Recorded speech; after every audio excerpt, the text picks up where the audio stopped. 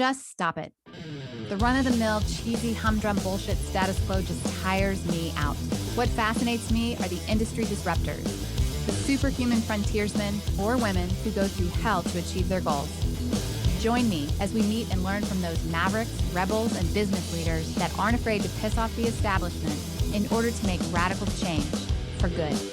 Sponsored by Johto PR, the disruptive anti-PR firm that murders your competition with cinder blocks and cyanide. This is Disruption Interruption. I'm your host, KJ, and we are here today to talk with someone who's taken the reins of their industry horse and steered off the lame, tired path to venture into unexplored territory that has kicked up the dust on the status quo. Today's guest has over a decade of marketing automation experience. He's the author of Marketing Automation Unleashed. He is a Pardo aficionado, skydiving fanatic, a leader in the trailblazing community, and served in the Marines for 6 years. Booyah. He's a conversational podcaster extraordinaire. And why are we talking to him today? Due to his ability to see the big picture without forgetting those small details necessary for advancement in marketing goals that are needed to make your marketing strategies take them to the next level. Coming to us live from Nashua, New Hampshire, please welcome our disruptor, podcast architect of Ringmaster Conversational Marketing, Casey Cheshire. Hi. Alias Ringmaster. Ringmaster, your alias is Ringmaster. You're like a superhero. The Ringmaster, yes. Hi, hey, Casey. happy to be here. This is exciting. Yeah, it is exciting. Podcast. So, you ready for the first question? Let's do it. All right. What is your key ingredient to disruption? Frustration, lack of patience, wanting to get up and go, right? Wanting to see results now and not suffering the fools, not suffering to sit and wait and hope and do the busy work. It's when things happen and you know there's a better way, you sense there's a better way. I can't do it. I can't sit there. It's kind of like having politics in an organization. I just can't do it. I can't bring myself to be polite all the time. Like, call it like you see it. And if shit is fucked up, can we swear, by the way? Yeah, right. we can. We can totally swear. Get passionate. If it's messed up, I gotta call it out, and we gotta find a better way. There's got to be a better way to do things. And that's what I seek out. And also, yeah, okay. So I'll say frustration, but also say passion too. So I'll give you a positive and negative one. On the passion side, I love when I love doing something, I'll stay up all night. When I hate doing something, I will find a way not to do it. Right. I will join a podcast. I will go hell no. Fishing, right? Anything. If I don't enjoy it, if I'm not in that passion zone, I'm not going to do it. And so for me, the recipe has been, if there is something that presents itself that I need to do and it's not in the passion zone, I'm either finding someone else to do it or I'm getting frustrated and finding a better way of doing it. Like, does this even need to happen? Should we even be doing this in the first place? Right. So you're in the category of frustrated disruptors that also have a passion for making it go right. So you're a problem solver. Yeah. Right. But it starts with being a frustrated mofo. Yeah. Right? Yeah. Like, what the hell By the way, is this? what's the signature on your hat? Oh, this says live lucky. But what is it? There's a signature on the other side, on the bottom bill. Yeah, that says it. It says live lucky. Yeah, it's everywhere. Yeah. It's everywhere. Okay.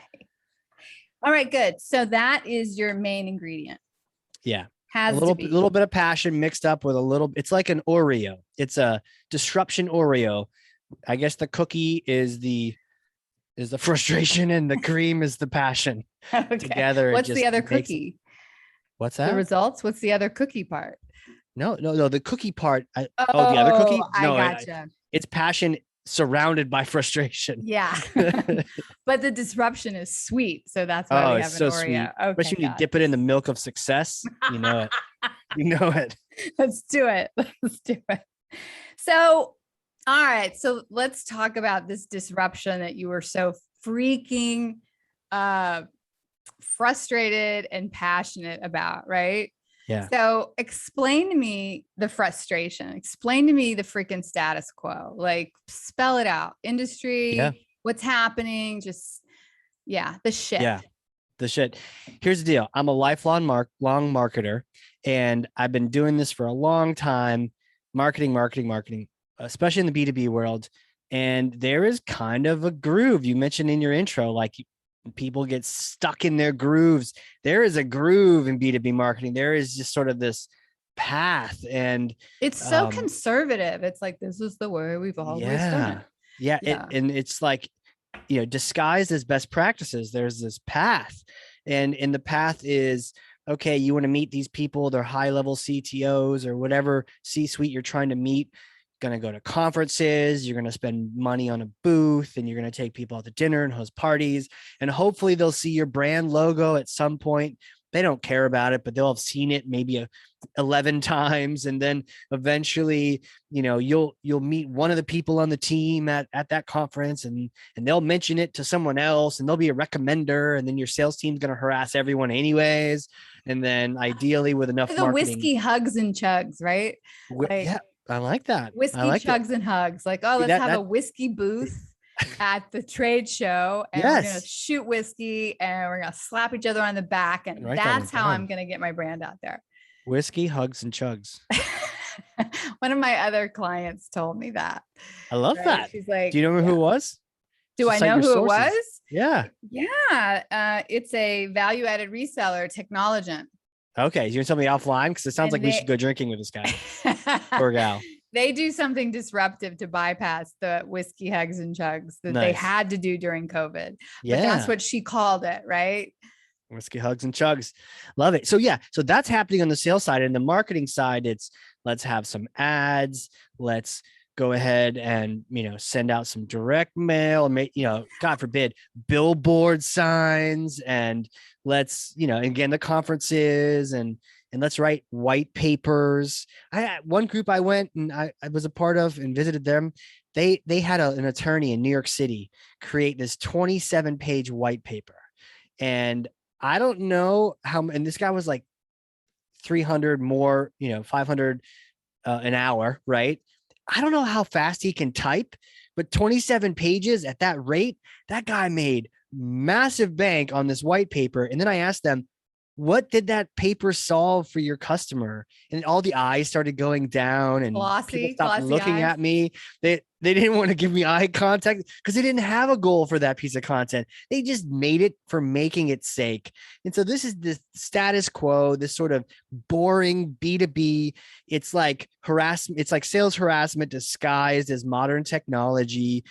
All we're doing is we're spamming one tool or another, or one rep or another. And it's like, God, and then we're being kind of sleazy, and there's some SaaS apps you're just going to bully you into buying, and you don't even know what you're getting yourself into. And it's just like, God, it's so gross. Get me out of here. So there's the frustration part of the cookie. So I want to know a little bit more about the status quo. Do you happen to have any I'm putting you on the spot here. Do you have any stats about the wasted amount of marketing dollars on this BS status quo? Yeah. Isn't that the stat? Like 87% of all stats are made up on the spot. Isn't that the number?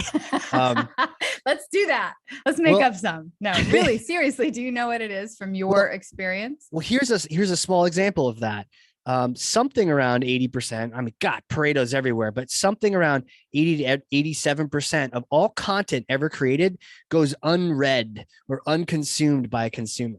So here we are, hiring our content people, writing out the wazoo. No one actually reads it. Right. And so there's just that's just one part of marketing, that's sort of status quo marketing, where we're just creating all this content, like that 27-page white paper that nobody could be bothered to read. Can I make a confession? Yes. I sign up for that shit, and I have good intentions to read those ebooks, and I have a whole folder. You even put them in a folder that says it says ebooks to read. And I bet you feel good about that folder, don't you? I'm going to get to that one day. One day I'll get to it. Yeah, I archive it. You know what? One day I'll search for that.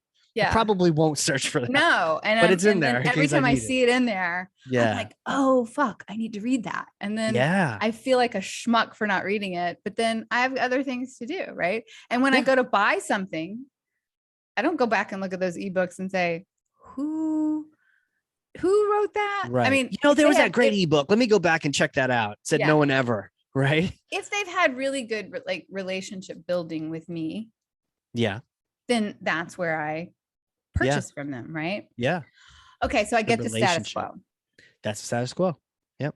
So the 80-20 rule is in effect here. 20% of the God, content everywhere. is- Yeah. Especially people who dabble, like dabbling like an amateur with Google AdWords is a dangerous place to be, because you're just going to spend money and Google's not going to go, oh, excuse me, sir, you're accidentally spending too much money on our servers. Can you please turn off this ad group?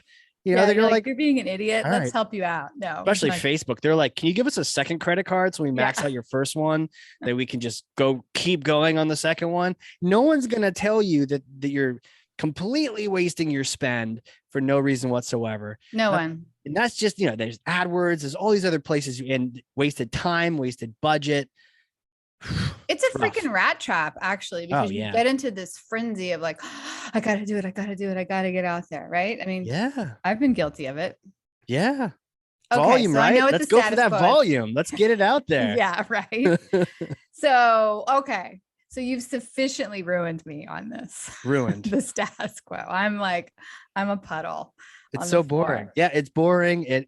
And people live these quiet lives of desperation. Where's that quote from? I don't know, but they do. I know Marketers, it is something. Yeah. what is marketers that? living quiet lives of desperation, They do. hoping to justify their jobs, because all they're doing is saying we got impressions and we got brand hits on our site, and when the bounce rate is XYZ, who cares, man? You got to Yeah. justify with revenue. So it's all this ickiness where, you know, these poor, I was there as a marketer early in the day when I didn't know any better.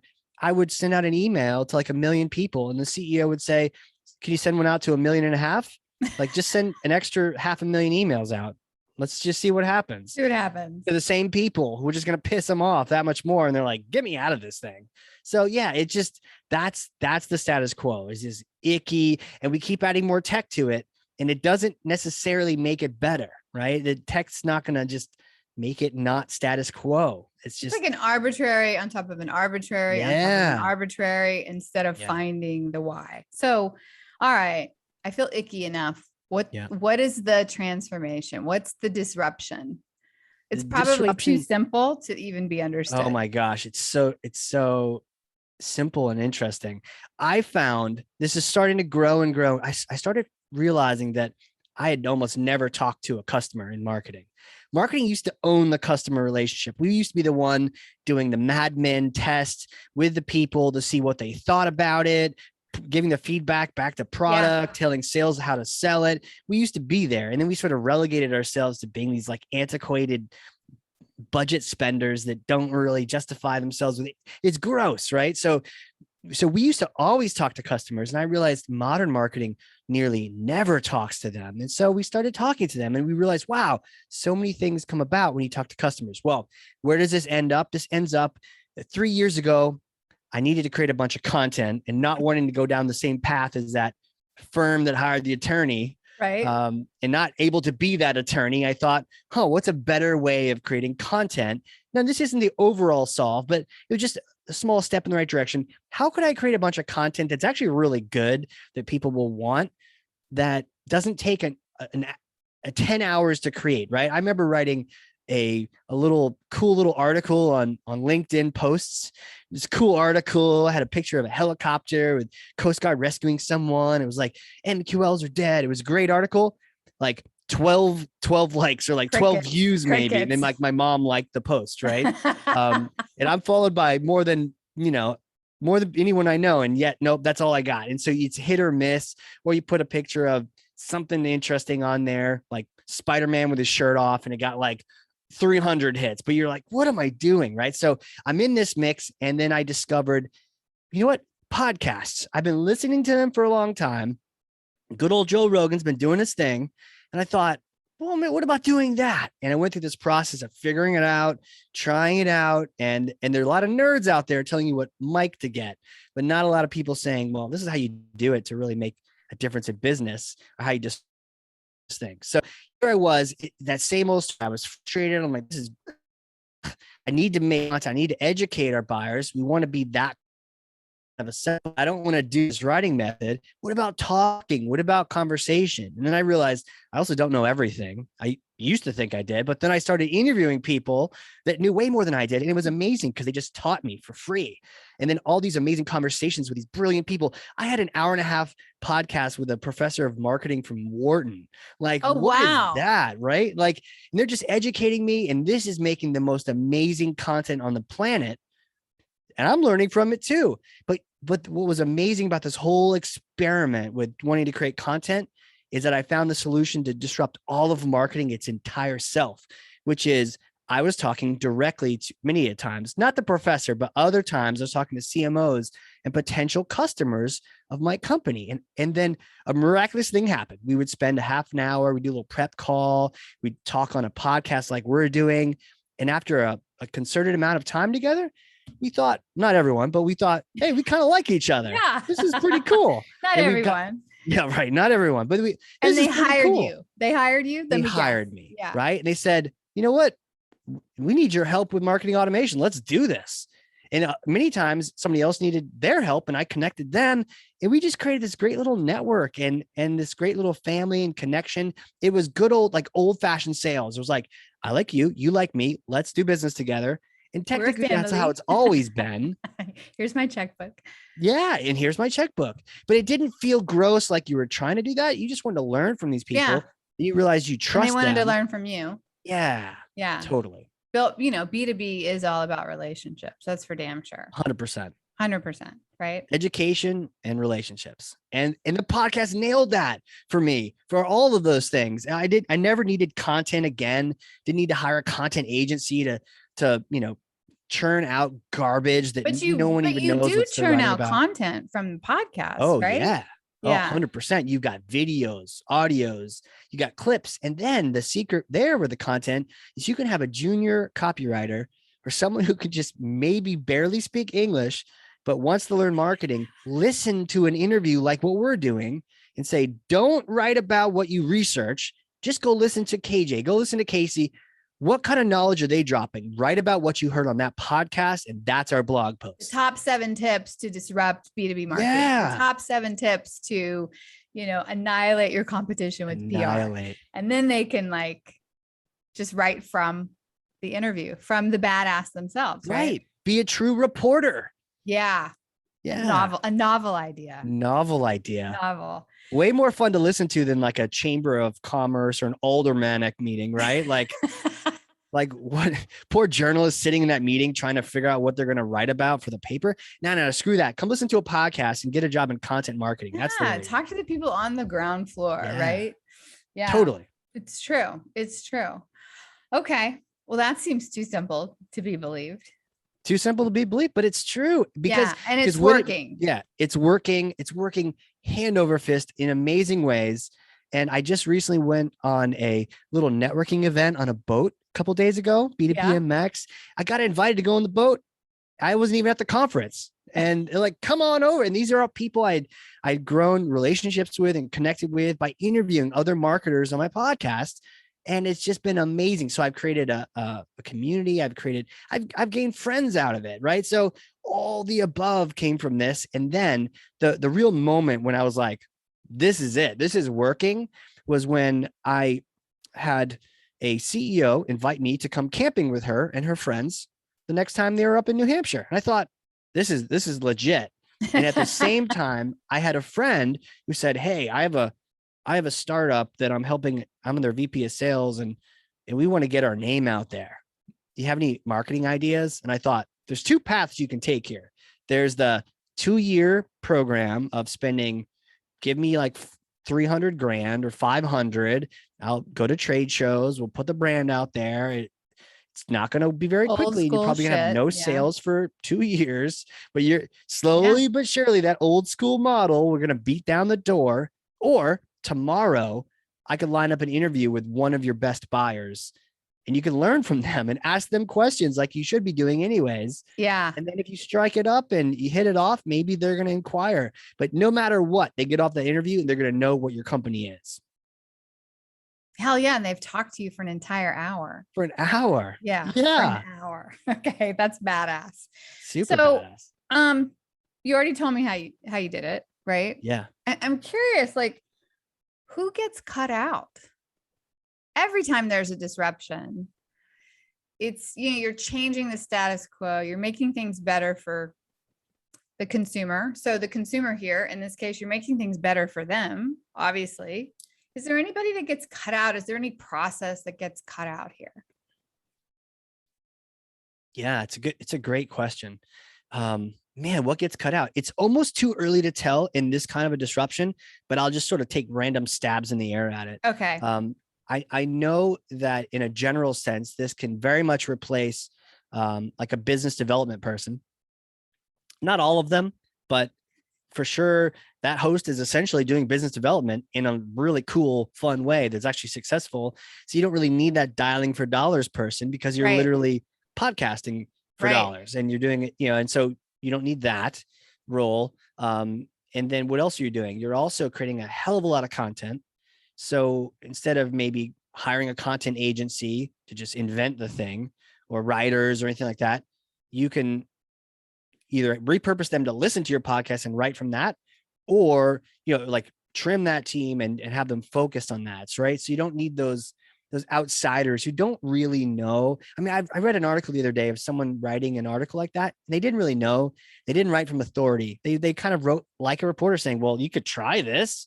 Yeah. Don't take our word for it. And you just thought, oh, that's not it. So they don't have your deep industry knowledge. Yeah. And I do know, unless you really have a stellar team that knows how to pull that out of the expert, you really can fall flat. Yeah.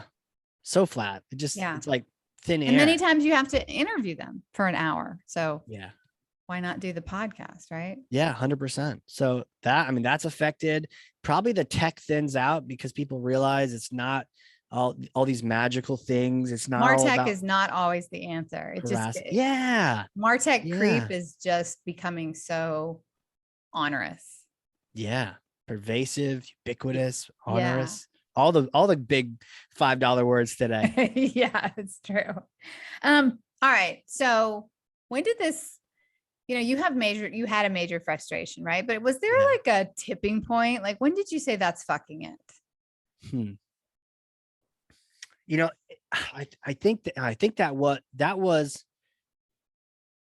I think it was probably after that post that I wrote where it was just like, you spent hours, and I can write really well.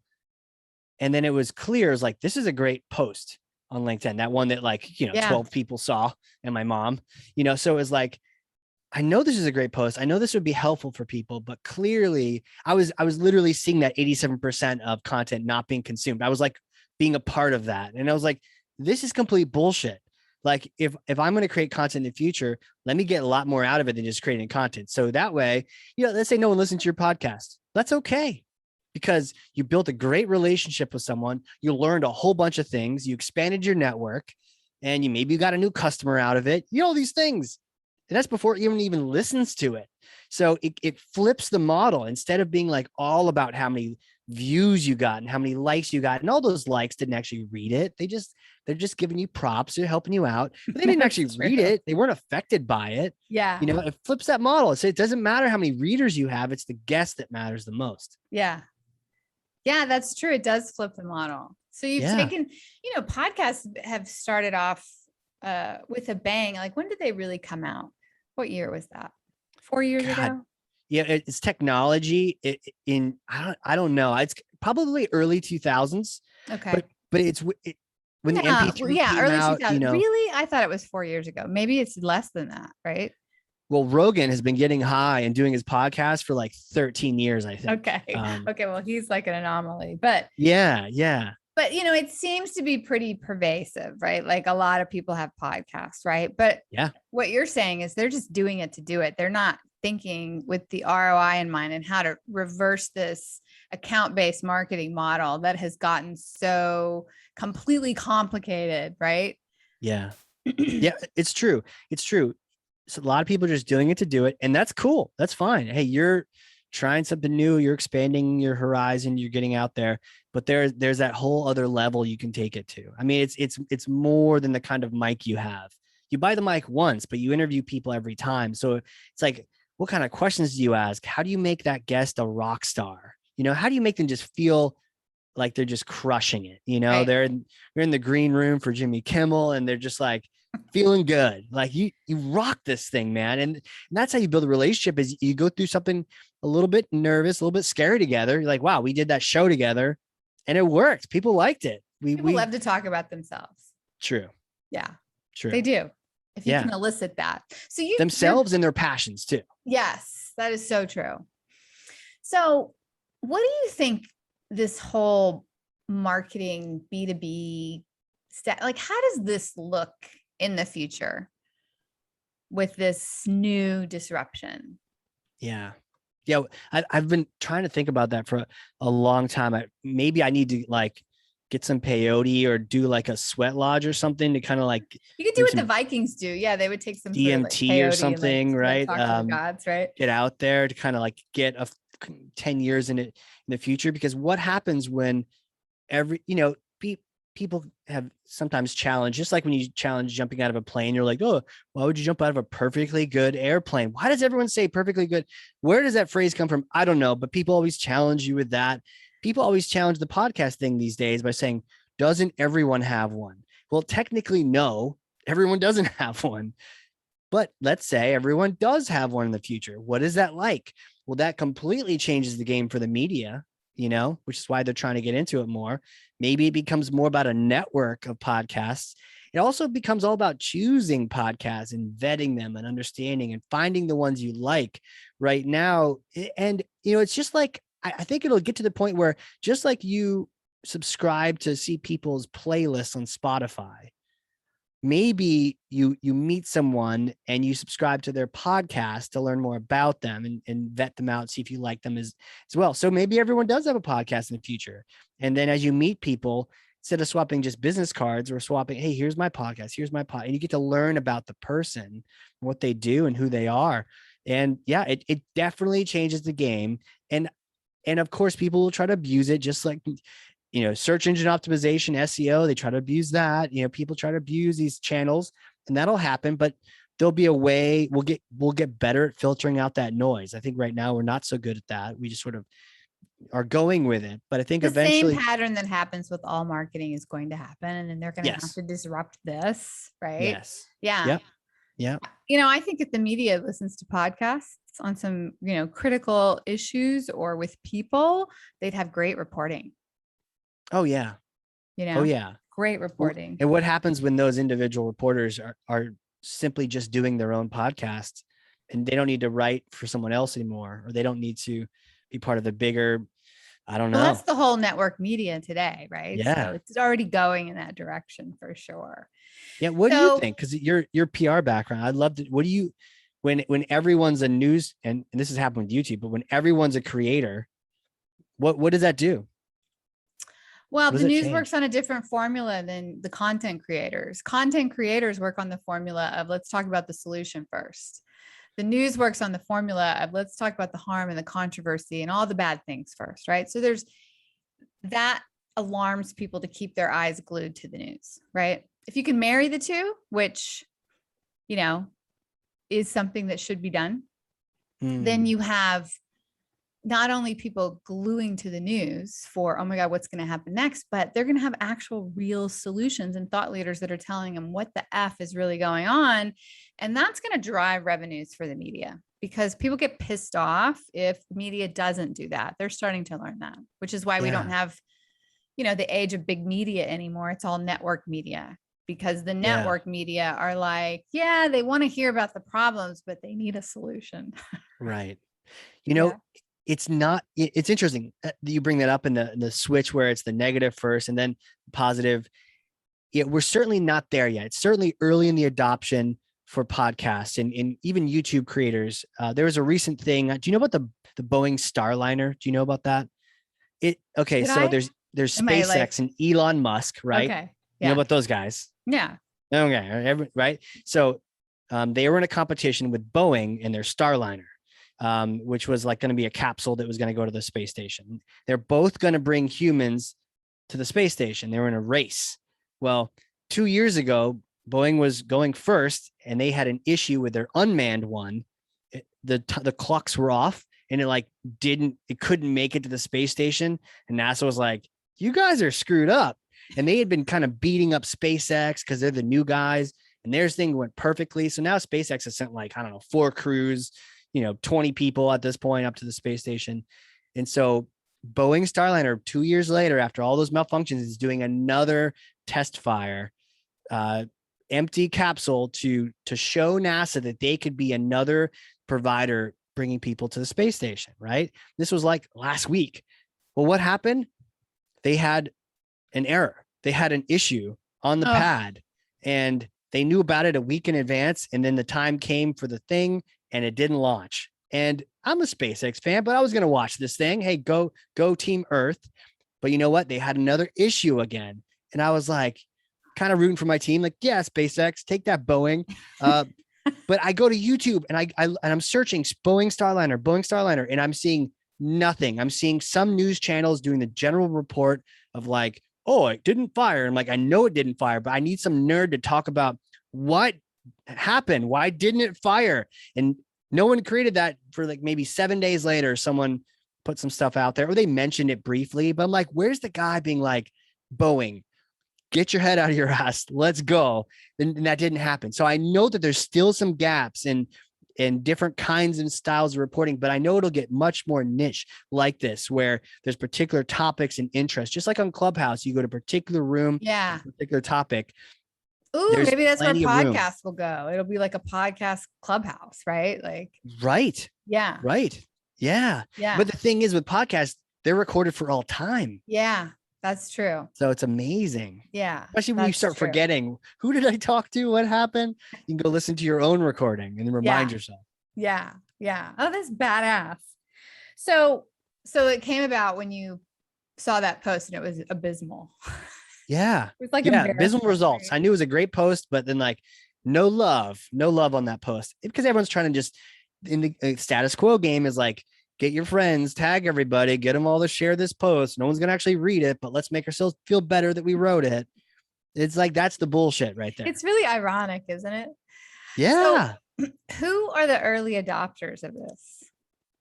Right? Yeah. Who are they? Like, who are the guys that get this right away? They're like, I'm in.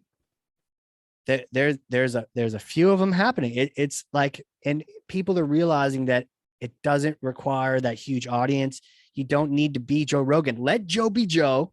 He's got the millions of general listeners. He likes archery and hunting, MMA. Cool. That's his shtick, right? And comedy. There's a podcast for U.S. government contracting officers, right? What are there, like 300 of them in the US? They do all the buying for the United States. And there's a podcast for them, and maybe 200 of them listen, but there's a line out the door of people who would love to advertise or meet these people or talk to them or be a part of that project whatsoever to get their brand out there, because they're doing the old method, right? They're doing the please notice me. So they'll sponsor that podcast. So that's, in a way, some of the old methods will be sponsoring these podcasts in the short term, eventually trying to start up their own. And you'll see the difference between the early adopters who make a podcast to toot their own horn versus ones who create it for the relationship. Yeah. So like, who are the adopters that are doing that? Who are the early adopters for the latter part? Do we know? In a good way? Yeah. Yeah. Dan Ryan, fantastic guy. Hospitality mogul. He's brilliant in the space of design and hospitality. He's got the Dan Ryan show, and yes, it's his name, but he's not there. He even says in his intro, Dick Van Dyke, Dan Ryan. Yes. Yeah. In his intro, he even says, look, I like to shorten people's journeys. That's what I do. That's my why in life. I'm not here to, make millions or billions or this or that or rockets. I'm here to shorten people's journeys, connect people, help them along the way. And in hospitality, we get to do that every day by making people stay a little bit more pleasant. Right. And so he's just talking to other people. He's asking them, what does hospitality mean to you, right? In his industry, and and he already has relationships, but but he's doubling down those relationships by learning from his friends, learning from his network.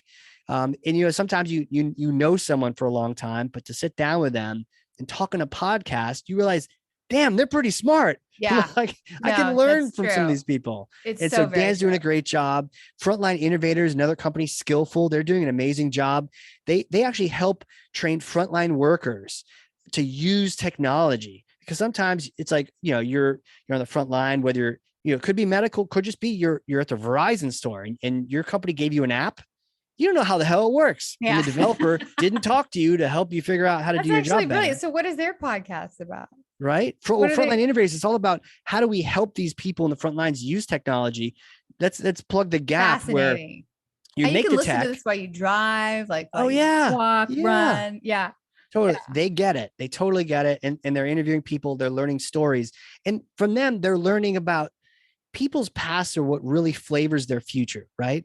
And so they're learning from people that are in this industry. Maybe they're in logistics or whatnot, that when they were 18, they drove a bread delivery truck, right, with their dad, or they went along those rides. And so they learned from a very early age, what did it mean to be in the frontline delivery service or in these other particular areas.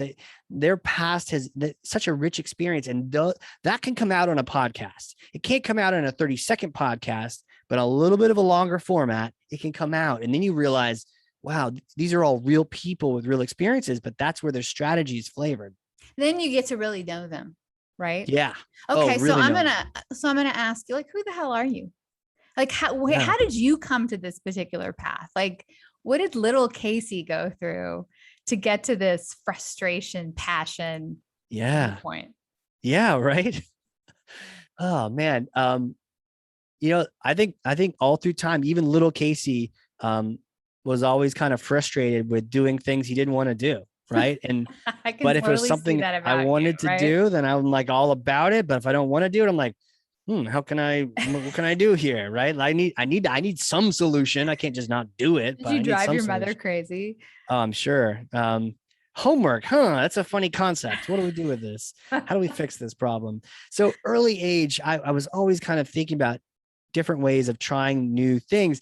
But for me, one of the things that I saw early on, I remember being a kid watching a movie on TV, and they were in New York City, in that big old park, right? What was the movie? Do you remember? I don't know. So they were at Central Park. They're in Central Park. Maybe someone can, one of your listeners can identify this movie. Yeah. So they're in Central Park, and this kid is walking around. Maybe there are trolls in it too, under the bridges in Central Park. I don't know. But this kid is in there. He's walking through Central Park, and he sees a crowd gathered around a clown who was like a magician. And he had a little table, and on the table he had a fishbowl. And one of the things the clown was doing that like classic thing where like reaches behind your ear and grabs like a silver dollar, like a coin or whatever. Yeah. Yeah. But he was doing it from like all the kids, and like, hey, they're all giggling and laughing. But then he started just grabbing coins from the air and then throwing in the fishbowl. And the fishbowl was like filling up to the point where it's like half full of all these little silver dollars. He's grabbing from air and just throwing them down in there. And then he covers it up and he pulls it away. And there's a fish in there swimming, like a goldfish in water. And the coins are gone. I'm like, what the hell is that? and for those listening that were born like 4 days ago, there wasn't CGI really back then. If there was, it was like Yoda, and you're like, okay, I get it. Right. So it was not like this clown, like they froze frame or something. It was like a legit trick. And that really started me down the path of magic and really just exploring and becoming a magician. And I would go to the school library and I'd look up books on magic, and they'd have tricks. No and they'd way. and there was always two ways of looking at something, right? There was what you're showing people, and then there was what was actually happening to make the magic happen. I think that sort of, me trying to stay in the passion zone, and then realizing whenever I saw something, there was always another thing going on. There was always another way to do it, but those coins didn't magically turn into. What was your first magic trick? Fish. What was my what? Like your first magic, like what was the magic trick you mastered? There's a lot of them. And this became like a passion of mine for years. I would do magic shows for the neighborhood kids. I remember, one of the fun ones, and I liked two kinds of magic. I liked stage magic because it was big and awe-inspiring. And I liked kid magic. So like I would do birthday parties and stuff. And I would dress up like a clown without the makeup because who had time for When that? you were still a kid? Oh yeah. Yeah. Yeah. And I had the big shoes on though. And that was the best. The kids would, and I got paid like a lot for a kid, like No. $50 an hour. Yeah. Really? It was amazing. For like 2 hours. I'm Do like, you this is, remember your first paid gig? yeah. I actually kept a binder of all the shows I did. And I had a little sheet that I printed out and I filled it out every time I did a show. So like, okay, what was the date? Did I make any money from it? Did I use any things that had expenditures, like This is any amazing. one-time use things? And then, how did it go? And then I would stamp paid on it once they paid me. But it was How old were fun. you? Like 10 years old? I don't know, something like that. Oh, Yeah. that's freaking great. But one of my favorite ones was this coloring book, the magic coloring book. And so you show kids a coloring book and they're like, yay, coloring book. Okay. And you're like, I need colors for this coloring book. Take them off your shirts and throw them at me. So they were like literally grab colors off their shirts and they throw them at you. And what you do you try mean? to How would they grab colors off their shirt? well, like just even now, like you pull some color off your shirt and just throw it at me, like this red off my hat. I'll just pull it off of there. Yeah. Right. Okay. And I'm capturing it in the book. Right. And then I'd wave my hand around it and then I'd flip through it again. And now all the pictures are colored in. Right. Yeah. How'd you do that? The kids are like, wait, what the hell? and then I'm like, did they pay you? right. How And then much I'm like, did they well, pay you? how much do they pay me? Yeah. Do you remember? What? How much the did they kids? pay you for that? Oh, for that trick or just the Yeah. show?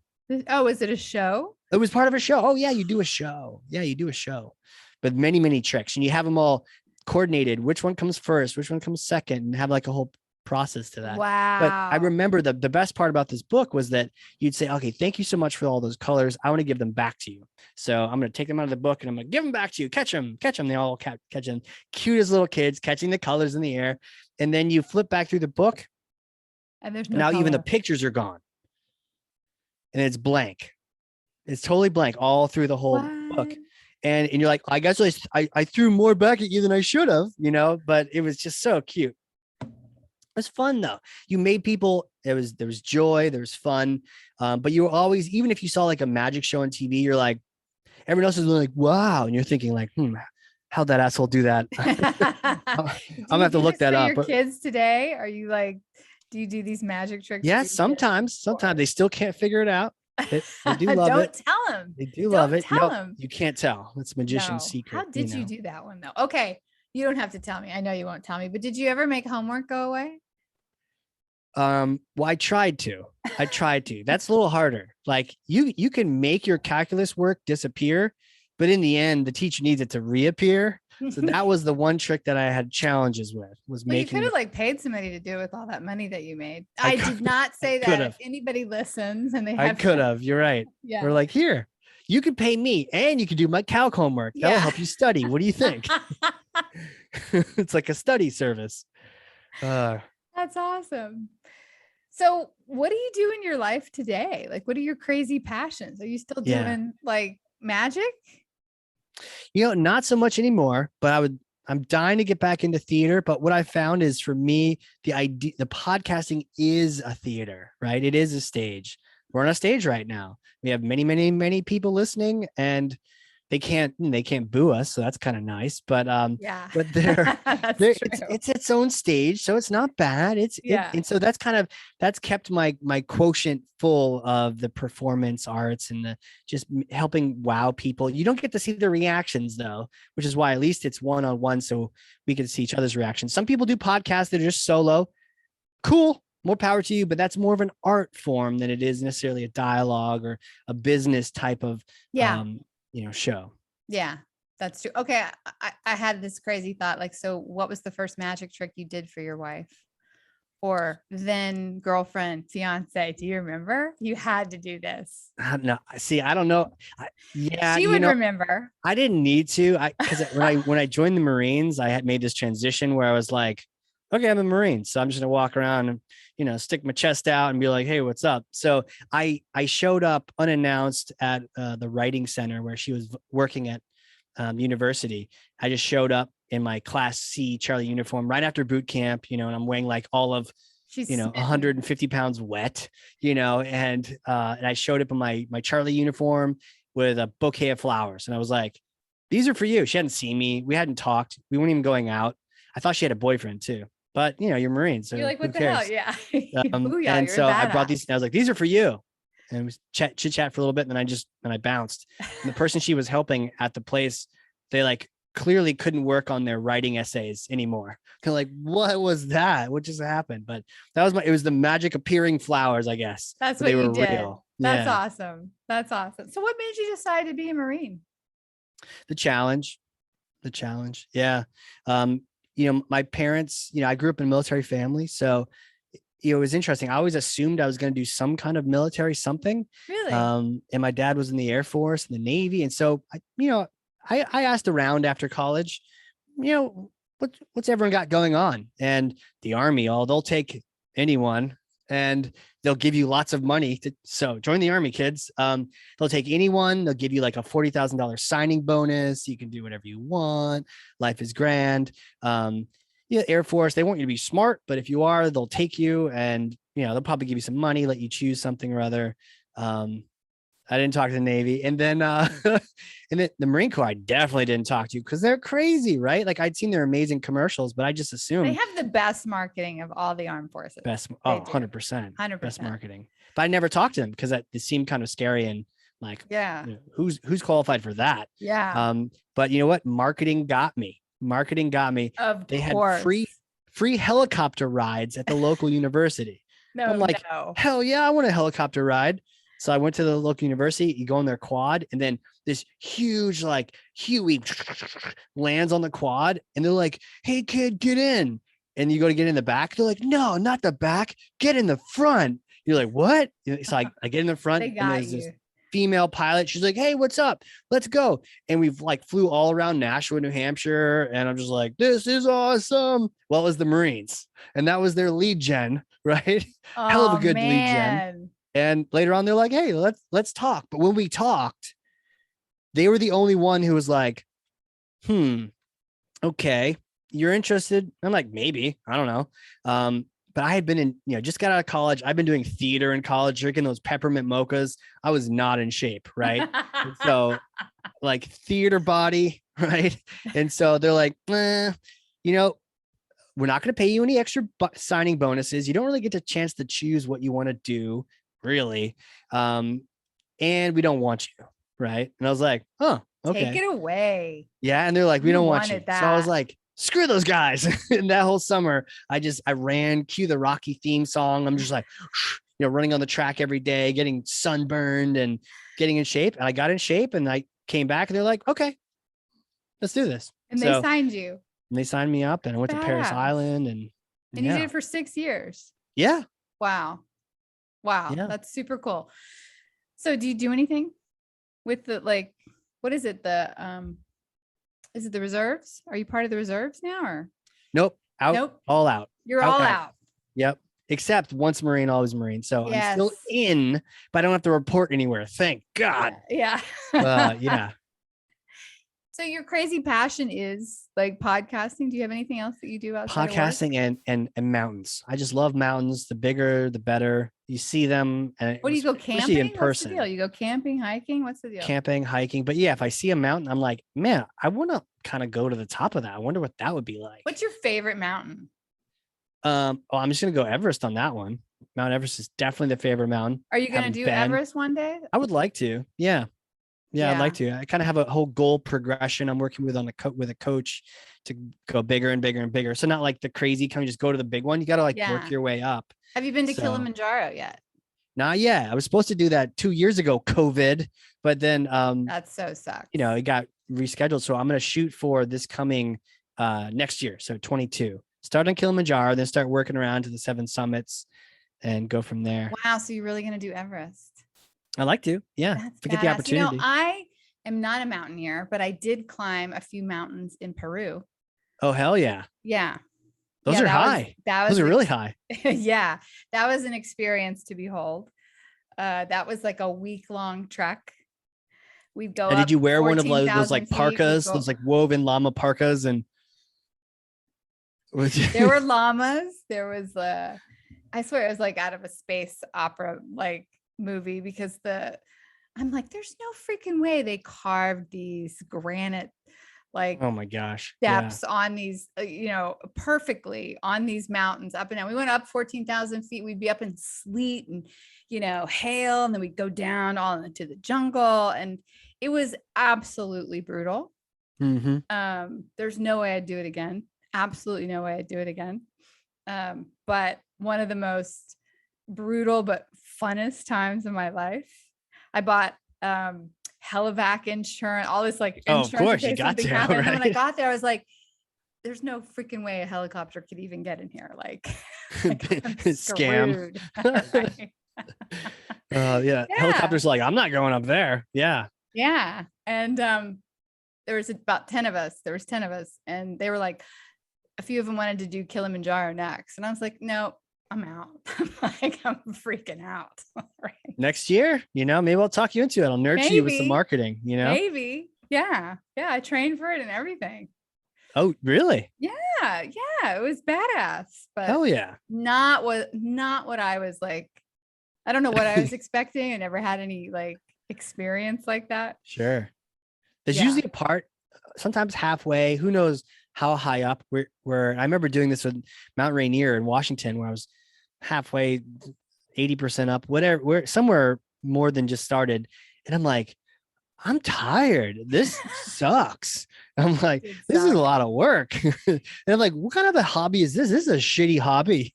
Shitty, right? Yeah. And then, but then you get to the top and you're like, okay, not bad. I'm still tired as hell, but that's pretty cool. I don't have to climb anymore, but then you have to go back down. But then I remember sitting in like the base lodge, back down at the bottom, my feet up, drinking a Rainier beer, thinking, that was awesome. I can't wait to do that again.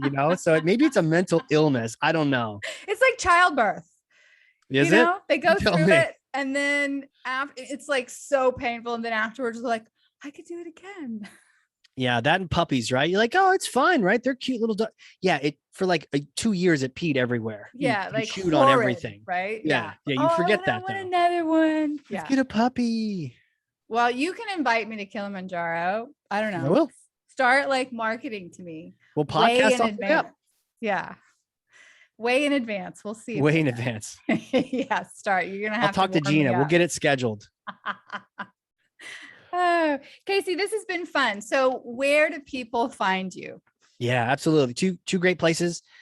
Casey Cheshire at just .com, CaseyCheshire.com. And Cheshire, then spell it for us. Cheshire, CHESHIRE. So there's that. And then there's the podcasting world. So ringmasterlive.com is the web address there. And then also my book's on Amazon. Once you become an author, you can just shamelessly plug it.